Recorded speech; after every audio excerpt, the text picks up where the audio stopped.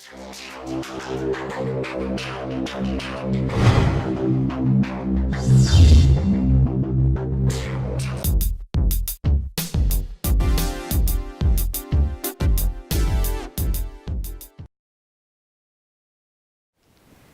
ายดีท่านผู้ชมที่เคารพต่อไปซื้อทานติดตามหับสมข่าว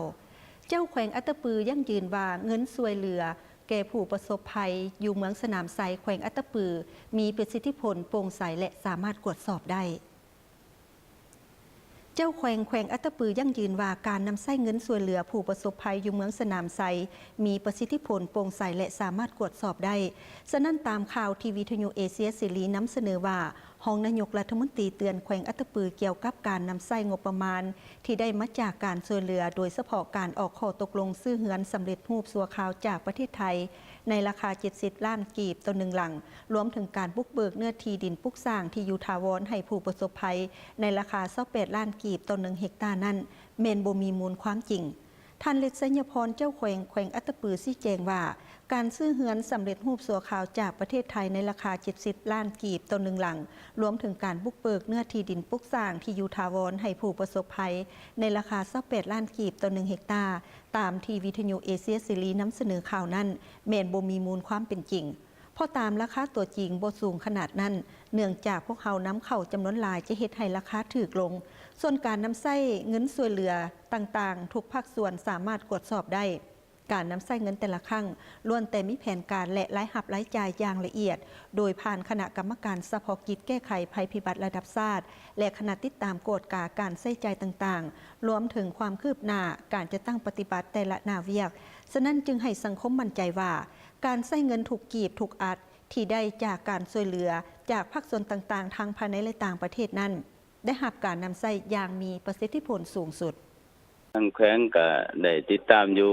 ที่ข่าวอิเจซิลีข่าวออกมามันก็บ่แม่นความจริงอันนี้มันแม่นปัญหาที่ว่าคันเว้าล้มแล้วก็วิทยุอิเจซิลีนี่เพิ่นก็กำข้อมูลบ่ละเอียดโดยเฉพาะและแม่นการบุกเบิกเนื้อที่อันอยู่เมืองสนามไสว่า28 ล้านแท้จริงการบุกเบิกเนื้อที่มันก็บ่ได้ถึง28 ล้านแต่ว่ามันแม่นปัญหาว่า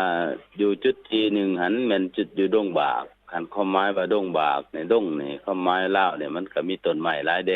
แต่ว่าบ่แม่นต้นไม้ที่เป็นต้นไม้เศรษฐกิจแม่นต้นไม้ทั่วไปมันก็มีกกใหญ่กกน้อยบัดนี้การบุกเบิกนี่มหาวิทยาลัยเป็น2อันนึงแหละแม่นบุกเบิกแล้วก็ปรับหน้าดินจำนวนนึงอัน2มาแล้วก็ตัดต้นไม้หันมหาวิทยาลัยต่างหากอนามัยต้นไม้เพราะว่าเขาตัดเป็นทอนแล้วก็ขนออกไปกองไว้แคมทางนะบรรดาแขกไปแขกมาเยี่ยมยามประชาชนหรือว่ามาช่วยหันเขาก็เห็นอยู่ดอกว่าต้นไม้ที่กองนักการทางมเฮาตัดเป็นถอนสันอันตัดเป็นถอนสันแล้วมันก็มีค่าสิ้นเปลืองสูงคันค่าสิ้นเปลืองสูงมเฮาก็ไล่บวกเข้าให้คันบ่ซั่นก็ผู้ประกอบการเขาก็สิบ่สามารถเฮ็ดได้บัดนี้เวียกเฮามันก็เป็นเวียกด่วนแด้จังซั่นจะว่าราคามันสูงย้อนว่ามันบ่แม่นราคาบุกเบิกมันเป็นราคาบุกเบิกแด้แล้วราคาซ่อมต้นไม้แด้ตัดฮ้อนต้นไม้หั่นแด้แล้วก็ขนไม้หั่นออกหั่นมเฮาก็ไล่ร่วมเข้าใส่แต่จริงมันเป็นแนวนั้นได้เรื่องการนำใช้เงินที่ช่วยเหลือนี่แม่นทั้งแขวงอัตตปือนี่นำใช้โดยให้ทุกภาคส่วนสามารถตรวจสอบได้เพราะว่าพวกข้าพเจ้าใช้นี่มีแผนการละเอียดแล้วก็มีการสรุปรายรับละเอียดรายจ่ายละเอียดและบัดนี้การใช้จ่ายทั้งหมดแม่นผ่านคณะเฉพาะกิจขั้นศูนย์กลางเด่นนี่ในคณะเฉพาะกิจหันนอกจากคณะฟื้นฟู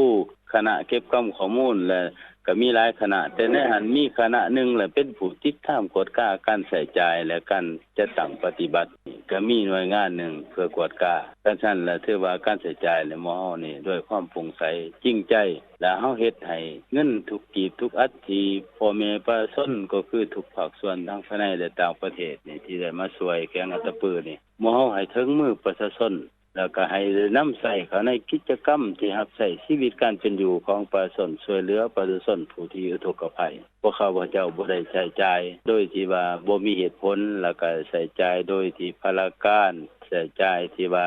สวยโอกาสและมันบ่มีพวกข้าพเจ้าทั้งจ่ายทั้งตรวจสอบกันเป็นปกติทุกการใช้จ่ายในระยะผ่านมาถึงปัจจุบันนี่แม่นรัฐบาลเป็นผู้ตรวจสอบหมดเห็นว่าถูกต้องโอกาสนี้เจ้าแขวงอัตตปือยังเรียกร้อง มาถึงสังคมผู้บริโภคข้อมูลข่าวสารอย่างมีสติ ส่วนสื่อมวลชนที่นำเสนอข่าวต้องส่องแสงให้เห็นถึงข้อมูลความเป็นจริงถูกต้องและชัดเจน เพื่อหลีกเลี่ยงความเข้าใจผิดของสังคม และสามารถส่องแสงให้เห็นถึงการฟื้นฟูชีวิตการเป็นอยู่ของผู้ประสบภัยอย่างแท้จริง จบข่าวสบายดี